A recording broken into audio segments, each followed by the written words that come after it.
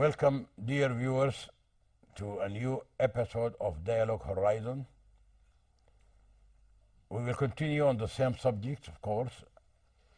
Last week, we were talking about the ceremony of signing the Constitutional Declaration.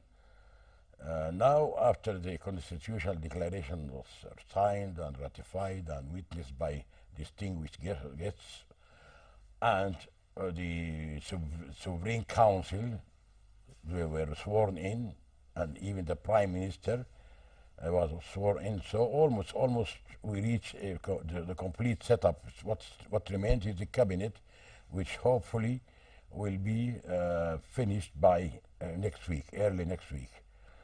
Today we will continue with the same gentlemen on the same of the new issues or new developments. Engineer Mohammed Farouk Salman and Professor Muntasir Al-Tayyib, University of Khartoum. Both of them are leaders in the FFC, the Forces of Freedom and Change, and they contributed to the revolution to great extent. So welcome, gentlemen, to this new episode, which we will start like a football match, an exciting football match by short passes. In the beginning, short passes, but sometimes in the exciting matches, like the Brazilians when they play short passes, but sometimes they play long pass, which always be a strategic pass by which they score a goal. So we will start first by Engineer Mohammed Farouk on your observation and comments on the ceremony, the setup, the presence, the people, and now in the episode we will talk in depth about certain items. We will pick certain items. But first, let's start by your observations. I think it's well organized, number one, well attended by many international leaders in the world, and especially from Africa. The presence of president from Africa shows they're welcoming for what's happening in Sudan. They are welcome back, actually, because of the previous regime. We're in trouble with all of the neighborhood and region. For sure, absence of European and American and Arab leaders shows a conservative messages to us as Sudanese. We should work on it. We are sure we'll see them soon in Sudan. There will be soon no one that have any concern about what Sudan will give to the international world and participation on the international peace and fairness for all people. Second thing, I think the Sudanese people participate. The train came from Adbara, and it's not only the formal ceremony that done on the hall. There was another one done in the popular square, Freedom Square. Already we are calling it like this. Yeah. And I think we So good. pass it in a Okay. very good way. The second pass will to Professor Muntasir Al-Tayyib. Muntasir, Professor, do you think the absence of Arab leaders and presence of 5 of the African leaders, does it cast any shadow or does it send any message or to us or to the people? Because some people, they started talking about this low level of representation compared to the 5 African leaders. Certainly, yes. There was this, I call it dichotomous presence of or misrepresentation from the side of the what's known as the Arab world.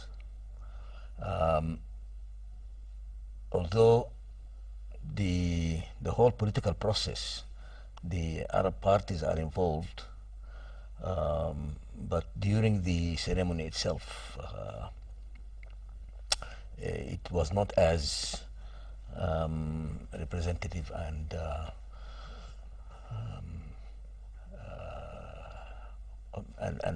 as a strong presence, of. Did you expect any presence which did not happen from any one of the countries like Egypt, for example? Yeah, for sure. You The expected, Egyptian president should everybody, have. because everybody was Should have. I don't. hoping that he. Let's talk frankly. The Sudanese revolution. There was an attempt to tear apart, the soul of this revolution between neighbors and different international players. To hijack. Yes, just to I don't have the word now, but the revolution itself managed to overcome these attempts, and you can see from the ceremony itself that how the Sudanese greeted the Ethiopian Prime Minister. prime minister, which was, it can be seen as a welcoming of the intervening role of the prime minister, but other people can read it as as a preferential message, which I don't. You don't feel. I don't think it should be taken that way. It's not preferential, but it's a feeling. It's a feeling. Genuine This is feeling. not that we are welcoming you against them. Yeah. But generally speaking, in this revolution, I think the Sudanese are trying to identify with the lost part of their inner soul, which is the African part. As if you have a father who has not been there for a long time, and then he came back, and then you want to identify with this father and see this part, because during 30 years there was systematic emphasis on Arabization of the Sudan, and unfortunately we and the African component, the African continent as a whole, are coming to this not conclusion, but they are coming at this turn, at when the South was lost. This is most unfortunate because it is a bit late. So but if I ask you about the role of some of the Arab leaders, especially Saudi Arabia and Emirates, immediately after the success of the revolution, the hosting of the regime, that previous regime, the two of them. They were the only countries which gave a real helping hand, which is taking the revolution till this moment by grants in kind and in cash. In kind, as you know, this fuel, now we have the fuel, we have the flour, we have the bread for the bread, and in cash already they deposited about half billion dollar. So does this compensate the absence of the leaders? Because might be the leaders different than the African leaders. Their leaders, at least for the two, maybe for security purposes. So I mean, can we take it lightly and look at the image, the positive image of the whole message? For sure, for both the two countries, Saudi Arabia Kingdom and UAE, there was a real interest, and they were allied with the TMC from the beginning. And for how finally we reached that TMC is a part of this revolution and engaged on it, so they became as allies for us, because they have a big trouble with Islamic movement and terrorism in the region. But most of the Sudanese people thinks that their role was negatively affect the process of the dialogue between the FFC and the TMC, and this is just was something that we said, but we cannot prove it for sure. and for sure for how they are, these countries, for their own interest. They have their own concerns regard how is things going to be on Sudan after Bashir, because for a long time they had been dealing with Omar al-Bashir in the past. They were just know how to deal with him. For us, this is a civil state and this is a democratic state. For sure, they have many fears towards it. I think we should give them, number one, a signal of feeling convenience with us. We don't have any interest. Our interests are together, and we share actually the region, and for sure we work together for the better future for Sudan as a state, not as people or not as a ruling elite. It's about the people in Sudan. And before we talk about how they've been fooling the country now with how we are running the state on these days, in the absence of an executive council, for sure many of our Sudanese people are working on these countries, and we were been always together. Actually, this is a very long and historical relation that binding both of us as people there and people of Sudan. So I agree with you that these countries are a bit conservative for their presence in such political events. Actually, they never show on such things, and I think aware of how we look at the Sudanese revolution, this is how they act actually. Yes. It's not something new that if they came, that will be the new thing for them. I guess. Yes, okay, Professor, the same issue. Yes, because people start talking about the integrity of the peoples and these people, because they were referring to the grants, the way the grants which were given to the ousted president, which was revealed in the first session of the court, which was very humiliating, and it was to the integrity of the people, because the way the money was sent or received was definitely inappropriate, and it was not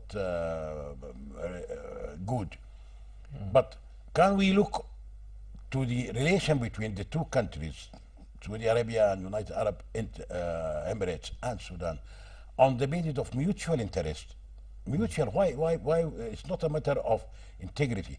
They need us. They have millions of expatriates, very skilled expatriates, doctors, engineers.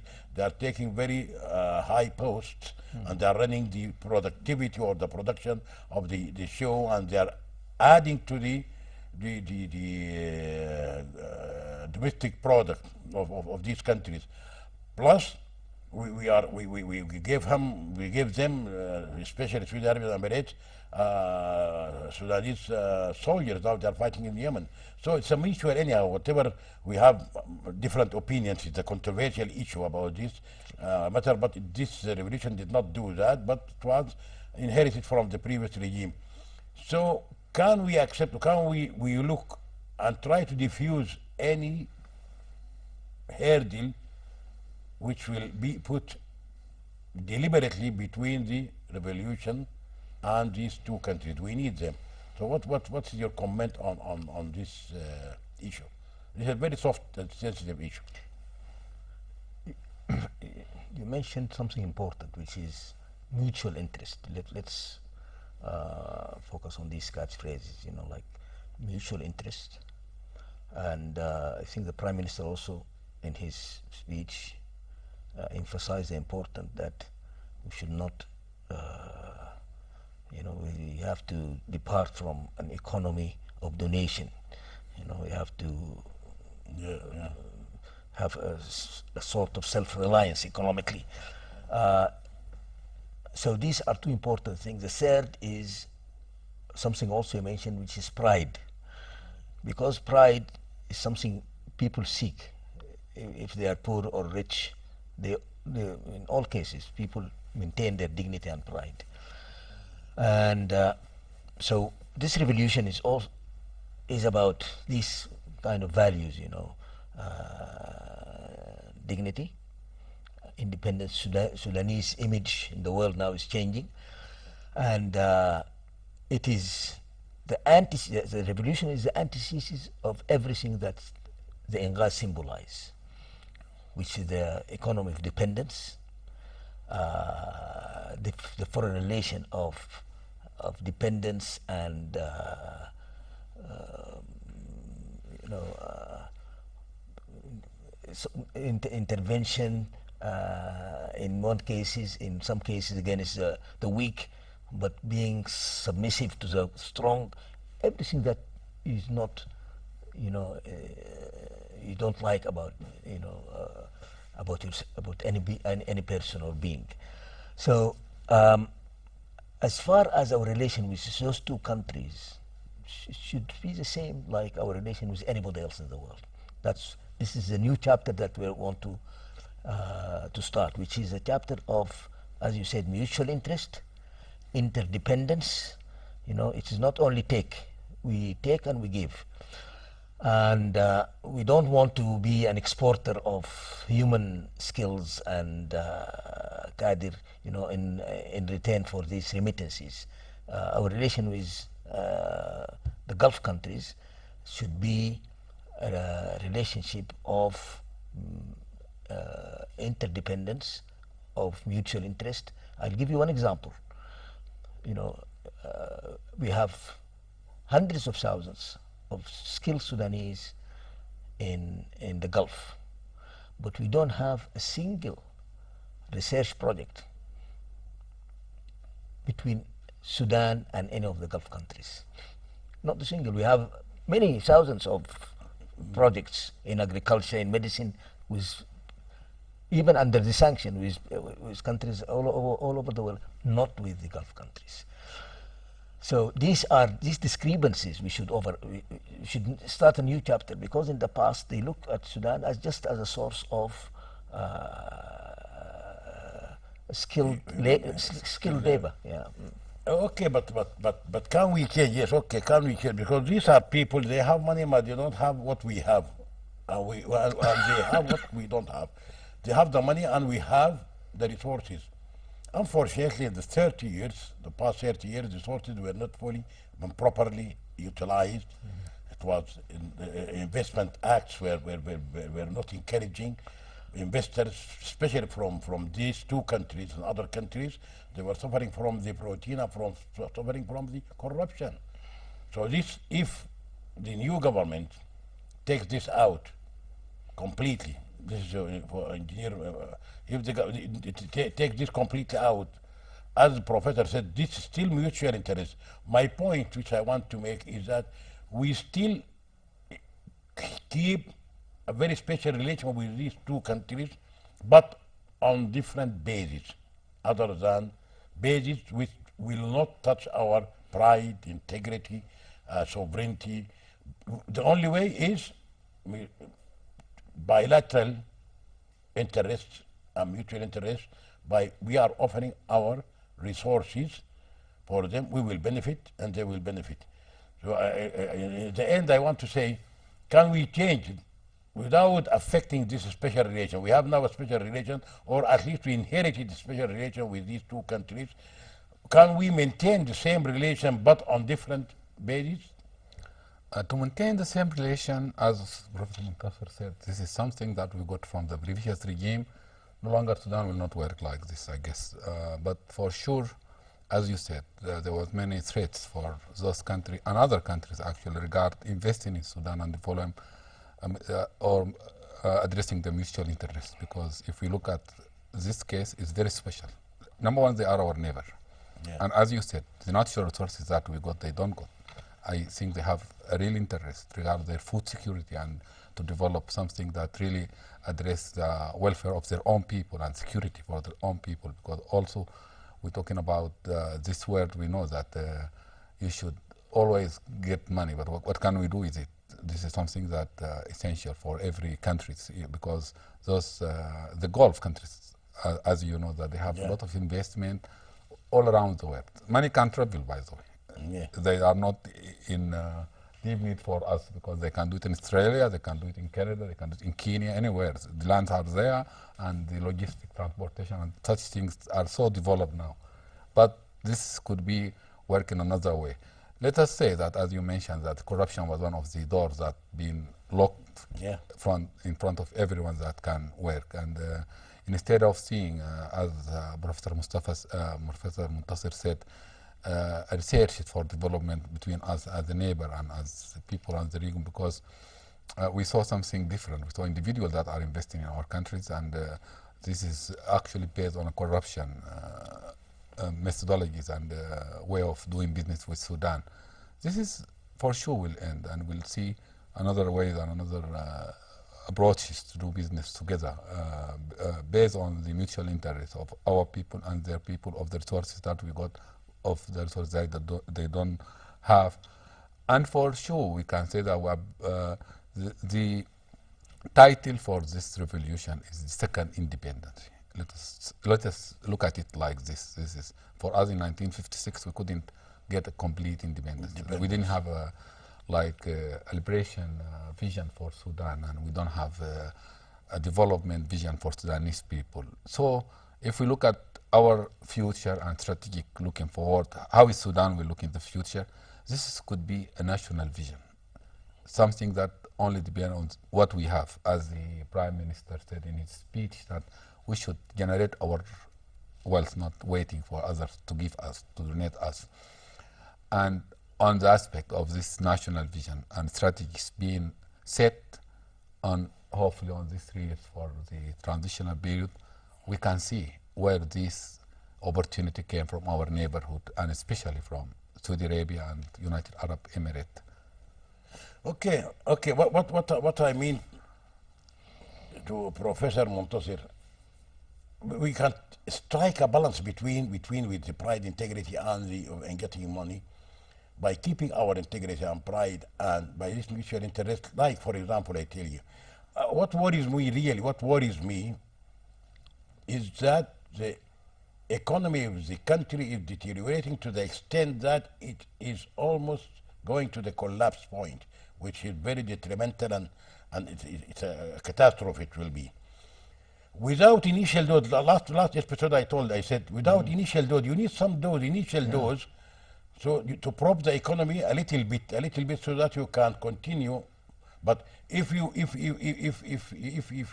you continue or start, as the Prime Minister yesterday said, you have to depend on our resources. Yes, we know, everybody knows that our resources are quite enough. If fully utilized and properly utilized, will take the country for, which will make it one of the biggest countries.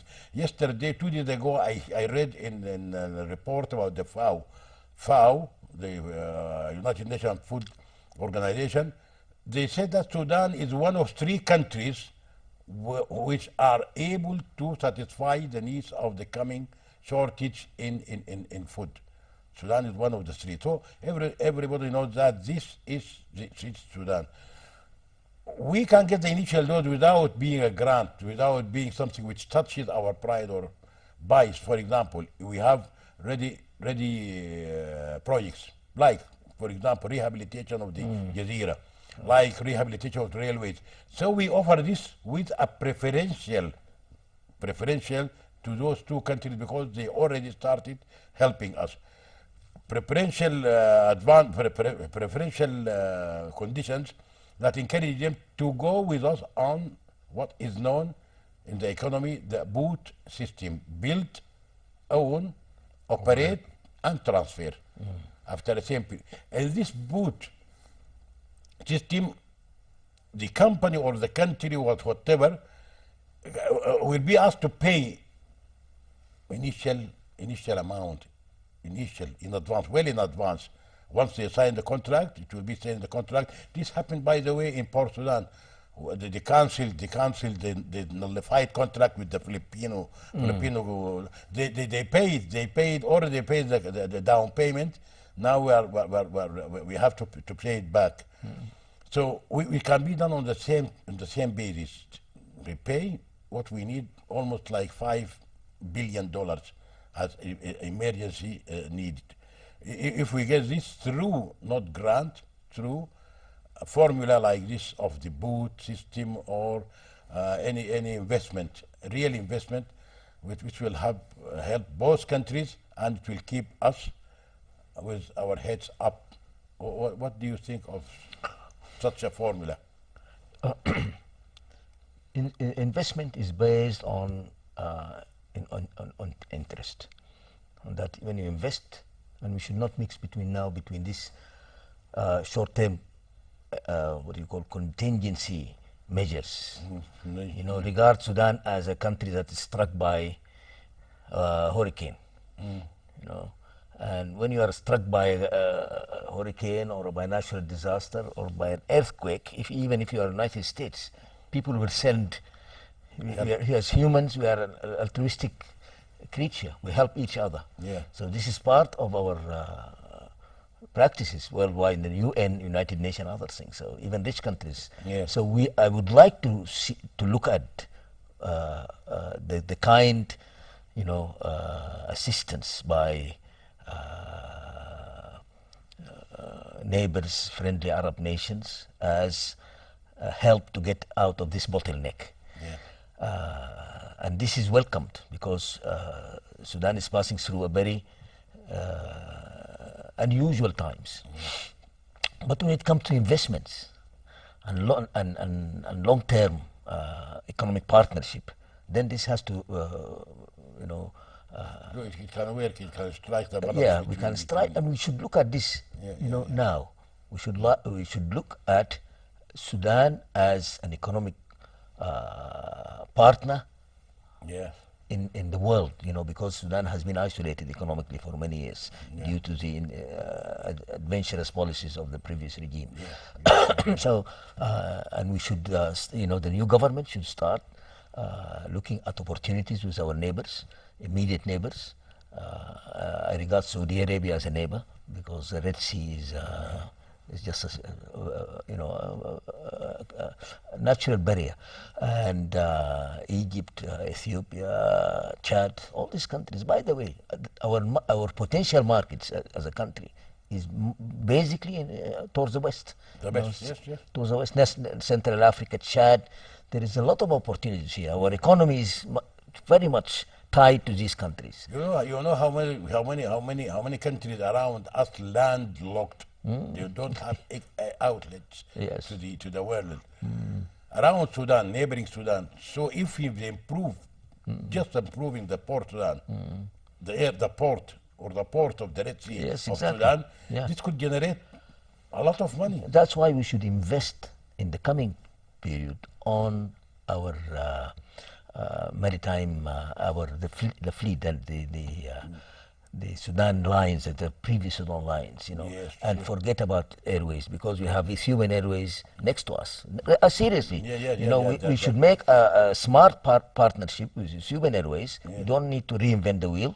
You know, just do like Scandinavian Airways. Yes. We can focus on internal air transport and make a partnership, but we focus, as you said, on the port. neighbor fleet. Yeah. Okay. This is well covered. This is if we go back to the ceremony, if we go back to the ceremony, this is a very important issue which we discussed in depth, I think. If we go to the ceremony, this question is for both of you, Engineer Muhammad Farouk Salman and Professor Muntasir Al-Tayyib, about the 15 messages of the FFC, said by Muhammad Naji. yes, delivered by Muhammad Naji Al-Asham on that day, 15. You are free to select any of these which you think are important and has effect. And then the rest, the professor will cover the rest. Emotionally, as Professor Mustafa said at the beginning, unfortunately this revolution happened after the independence of South Sudan. Yeah. So this touched me personally that when he said the message to South Sudanese people is we miss you. You miss You are you missed. This is one of the messages which you This believe is- is yeah, I very think touching. this But is some the- people, they say that, I read that the president of South Sudan, is it really he was not happy about this gesture from the FFC? Do you No, think there was does it does some it people were shouting that we are not going back till South Sudan came back, something like this. I Yeah. think it's that not sensitive but, because but he that was was- not happy they about did not Yeah. take their baggage and went from us. but the wording of This is something. the wording was very careful and No, precise and for Muhammad Nagy message, it was not. It was sensitive enough, Yes, I think, yeah, and Muhammad Nagy is- nothing about it. it This was is nothing about to be offensive no, to- for to- sure, to- for to sure. Al And he Fakir. had not actually. I heard it. I yeah, heard it. Nothing he about was it. not upset with it, I guess. But maybe the shouts or yeah, shouting of this is for the rally, the yeah, people. because this is like What else? sensitive. What This- else of the 15? This is number one. Uh, Good. Yeah, if we went on the foreign affairs, that we are back after 30 years for sure, for Sudan people. But the most thing I want to focus on it, the solidarity and unity of FFC itself, the message for us. Because if we want to pass through the 3 years and through to the future, we need to keep this civil political front very strong together and to address the issue of the real second independence and liberation of Sudan.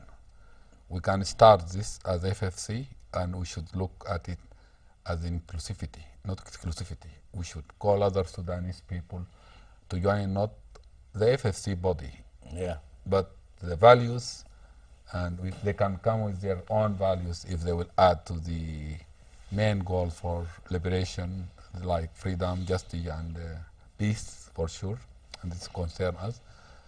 So this is very essential to have, to address the future. As Sudanese people, we always managed to run the transitional period, by the way. I don't think this was, in our history, that was good, by the way. The 6 months after Abud, it went successfully.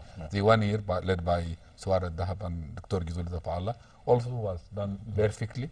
And we have at the end of these 2 transitional periods the fair election General by we can say that, but we cannot say it's been affected by any sort of corruption in election. Yeah. Only how we can talk about other things that not come from the procedure itself. The procedure itself yeah. was clean, I guess. Okay. But the failure was come later when we practiced the democracy, that we miss the peace, we miss the justice, we never addressed the issue of accountability and justice in Sudan.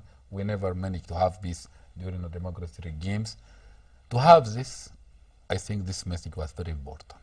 We should look at the high goals for this revolution and we should maintain our unity as FFC. We should look at the real interest and real goal, not go in small things that will inspire other Sudanese political forces and civil forces to join this and to be owning the revolution. It should not be owned by us only. It should be for every Sudanese people. And I think now we have, this is a Supreme Council, consists of 5 military guys. Some people were considered them as an enemy at one time. No longer we have 11s that represent the state of Sudan. And this is one step. Hopefully that, as Dr. Hamdok said, that he came from FFC and he's the Prime Minister for all Sudanese. Hopefully that FFC took this lesson and work on that for the all Sudanese people. Okay, Professor. What other points of the 15 do you think is 2 important things. One is the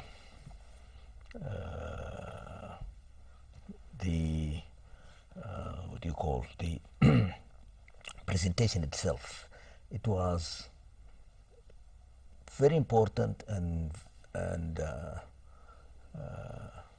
it was very clever, if I may say, to pick Muhammad Nagy al-Assam to present as an iconic figure of this whole thing. He did an excellent job, and it never happened in the history of Sudan. He was one of the youngest leaders of any change, and indicate that this revolution is a revolution of youth, of change, because when you are young, it's about exploring things, and so that was a good. the fairest one?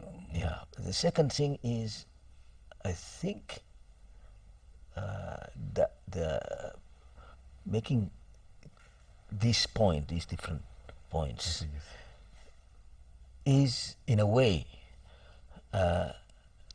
an attempt to evolve on the freedom and change charter. Because what we need now is a new charter, so a new thing to unify, a new document. That was, in a way, an attempt along that road. So this is, if people really would like to think that this revolution succeeded, because freedom and change charter was for the revolution, but for the post-revolution. Tailored for the revolution. Yes, but now we are facing this gigantic, you can say, tasks ahead of us. And this needs unification of the Sudanese, as the Prime Minister have mentioned.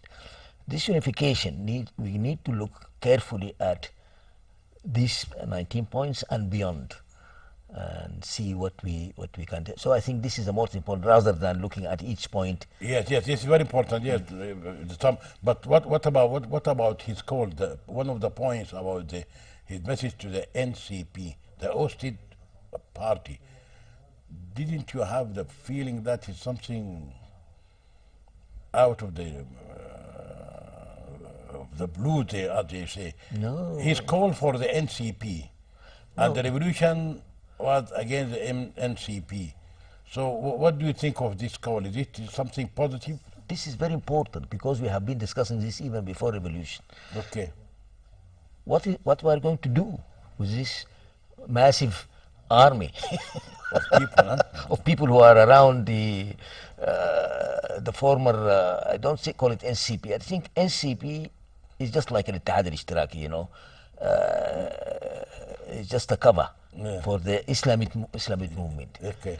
This is one important thing. We need to see what are the Islamists going to, what are they going to offer, for us to give them, to pardon them. So you think something positive? No, but no, it's something not. I don't say positive or negative. I say we need to think as Sudanese, because now, as you said, Ali al-Hajj and others want to be part of this political milieu. But how, without the dividends, without the repentance? You need, to say, I did this mistake and that. This has been said, I think, by Turabi once, and in a shy manner. No, we need to talk about this, because there will be people brought to court. There will be political trials. There will be criminal trials. There will be administrative trials, and this is a very important point said by So you think if we pick this the last words of Ali al-Hajj, actually not only the Popular Congress Party, which is Ali al-Hajj, and the Revolutionary Front, both of these two parties or groups, they openly declared that they are the complete and categorical rejection to the declaration. Not only this, the leader of the Popular Congress Party, Ali al-Hajj, went to say that we already torn the declaration, and we will work on the downfall of the present government by peaceful means.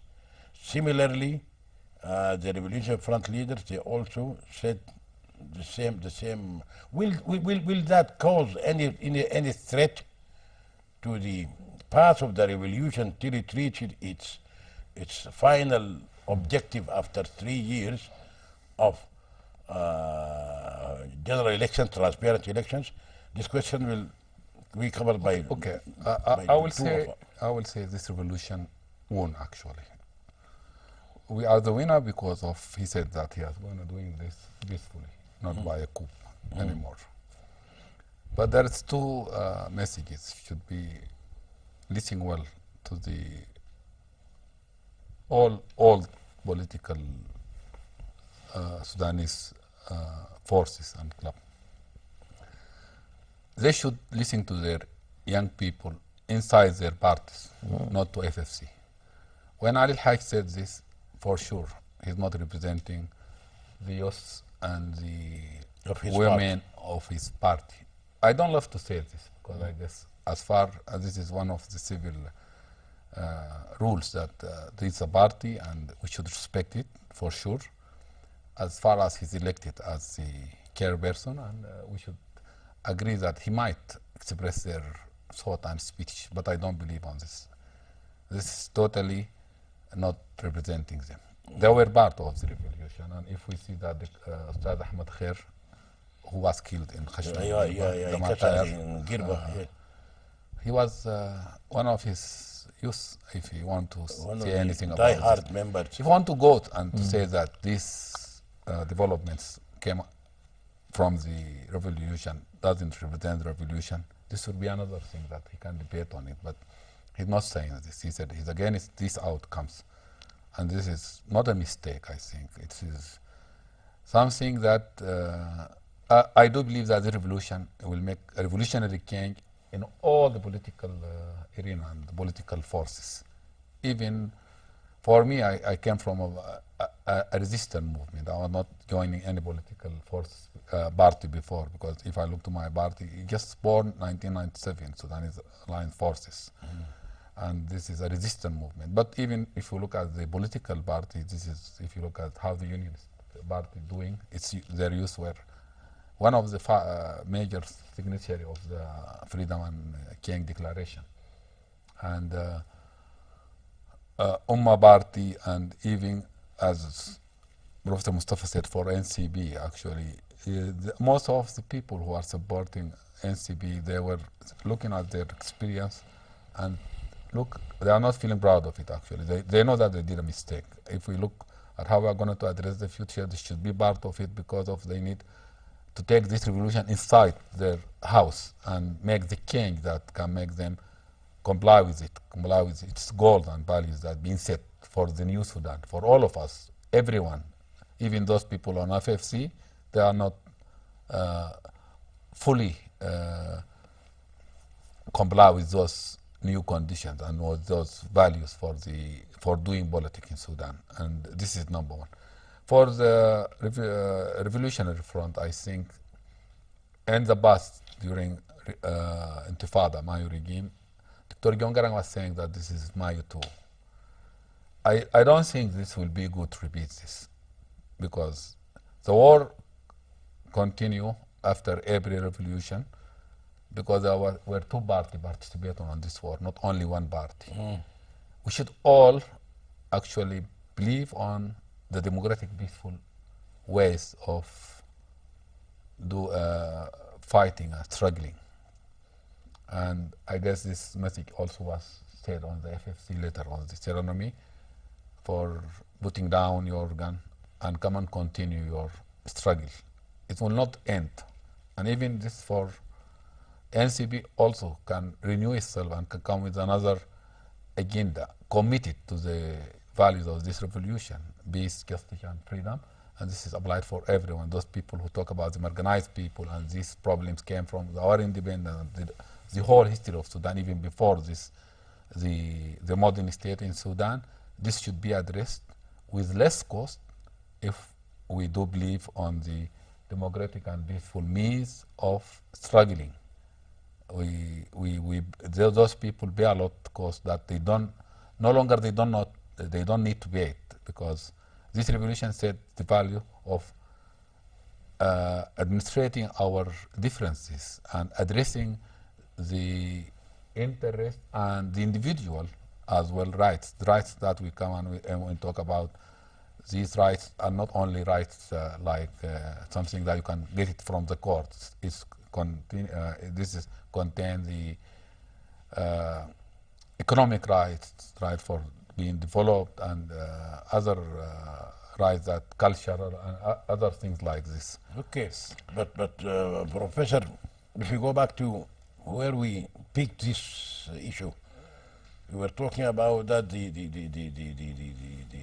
popular Congress party leader or the revolution, they should not necessarily be representative part of the structure, the new structure. But do they still... I'm talking about the National Congress Party.